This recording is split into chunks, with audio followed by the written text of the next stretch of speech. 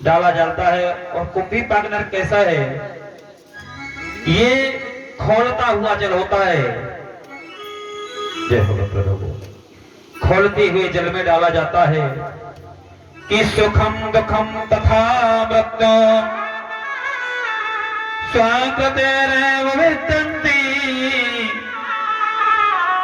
सुखस् दुखस् नाको अपि दाता पुरो ददानीति कुर्दरेषाम् अहंकारो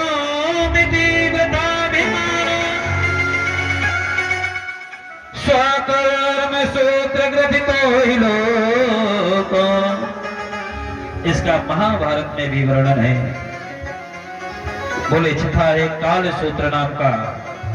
बोले भैया इस नरक में पिता ब्राह्मण और देवताओं को दोष लगाने वाला, इनसे द्रोह करने वाला पिता कैसा भी हो, पिता कितना भी दुराचारी हो, लेकिन बेटे को श्रद्धा से पिता ही मानना चाहिए, क्योंकि वो पुत्र का जन्मदाता है और जो जन्मदाता है उसको उसी श्रद्धा से मानना चाहिए।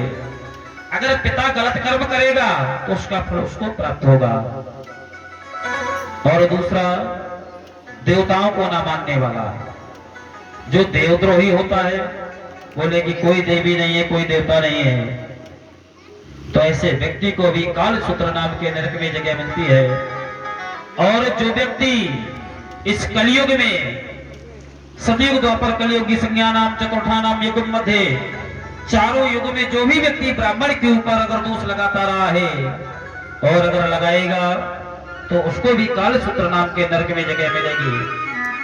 ब्राह्मण भी कैसा हो, दुराचारी हो, अनाचारी हो, दुराचार करेगा अपने कर्मों के द्वारा फल पाएगा, अनाचार करेगा अपने कर्मों के द्वारा फल पाएगा। लेकिन प्यारे, हमारा धर्म नहीं मानता कि हम किसी को दंडित करें। दंड कर्म का विधान उस परमात्मा का है, उस जगत पिता का है। हमारा तो सिर्फ कर्म है श्रद्धा विश्वास श्रोप्रेम। हमें अपनी श्रद्धा के साथ, अपने विश्वास के साथ मानना चाहिए। ऐसे कुकर्म करने वाले व्यक्ति को, द्रोह करने वाले व्यक्ति को नरक में नीचे हजार हजार योजन के चौड़े गोल गोल अग्नि के ऊपर पत्थर होते हैं, जो सूर्य की तपती गर्मी के समान तेज होते हैं, और उन्हीं लोहे के पिंडों को उस व्यक्ति के ऊपर घुमाया जाता है। जो व्यक्ति पिता का द्रोही होता है, ब्राह्मण द्रोही होता है और देवता द्रोही होता है।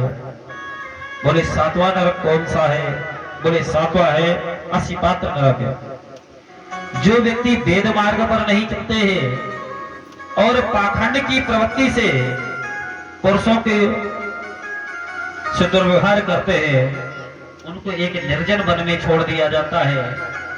और उस जंगल में पेड़ की पत्तियां ऐसे होती है जैसे तलवार की धार हो, और जब व्यक्ति को भेजा जाता है तो वही वृक्ष के पत्तों के द्वारा जब रगड़ती है तो उसका शरीर भेदन हो जाता है। तो ऐसे व्यक्ति को सदैव धर्म के मार्ग पर चलना चाहिए।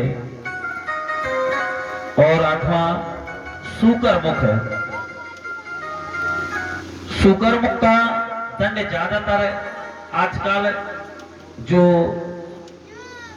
गलत कर्म के द्वारा किसी व्यक्ति को फंसाते हैं, बिना दोषी व्यक्ति को दोषी ठहराते हैं, उनको सुकर्मुख नाम का नरक की प्राप्ति होती है।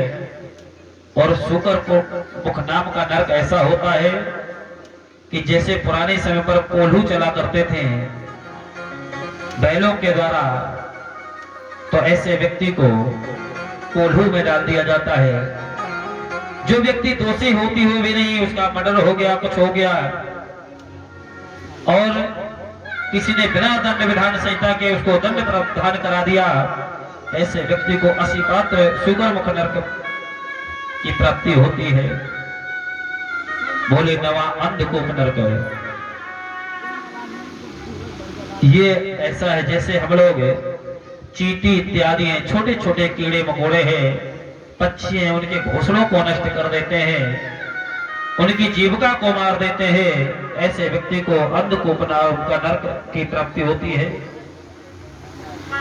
और क्रमी योजन है, क्रमी भोजन 10वां नरक है। बोले इसमें क्या, जो व्यक्ति जीवन में कभी अपने दान पुण्य सत्कर्म यज्ञ आदि नहीं किया, उनको क्रमी नाम का नरक प्राप्त होता है। और इसमें ये नरक 10 योजन चौड़ा होता है और वहां पर कीड़े ही कीड़े होते हैं, उस व्यक्ति को छोड़ दिया जाता है। जिस प्रकार तूने अनाचारता से धन को प्राप्त किया है और उस धन को प्रयोग सत्कर्म में नहीं किया है। व्यक्ति को साल में कुछ न कुछ धर्म पुण्य इत्यादि करना चाहिए, जिससे उसका धन भी पवित्र हो जाए और धर्म भी पवित्र हो जाए।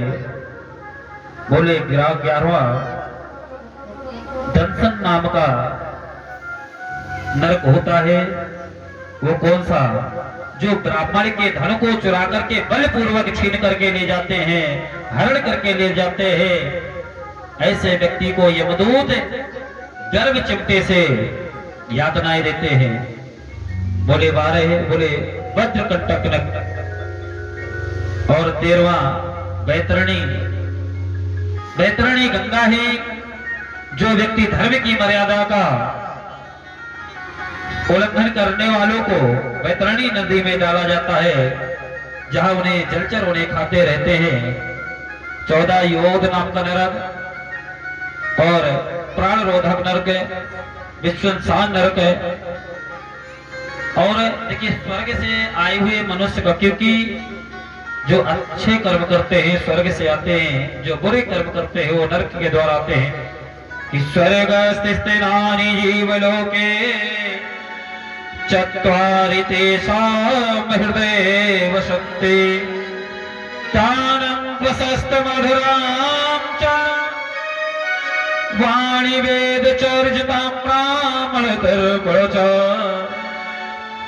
बोले स्वर्ग से आए हुए व्यक्ति संत प्रवृत्ति के होते हैं और नरक से आए हुए व्यक्ति जो है तामस प्रवृत्ति के हैं। तो आइए इसका वर्णन आगे करेंगे। महाराज जी आगे हैं, एक बार सभी लोग